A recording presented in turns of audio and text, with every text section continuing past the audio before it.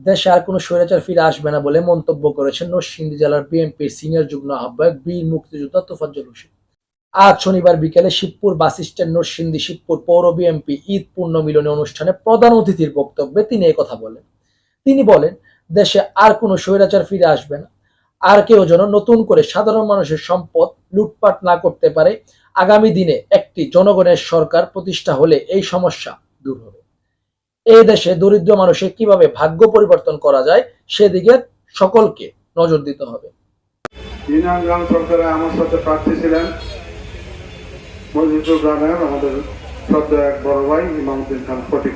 পৌর বিএনপির সাবেক সভাপতি হারুন খন্দকারের সভাপতিত্বে বক্তব্য রাখেন পৌর যুব দলের সাবেক সভাপতি মুকলেস মোল্লা এবং যুব দলের সাবেক আহ্বায়ক আদির ভুইয়া, উপজেলা যুব দলের আহ্বায়ক শফিকুল ইসলাম মৃদা, সদস্য সচিব আপেল মাহমুদ সুমন, মুন্সি সহ প্রমুখ।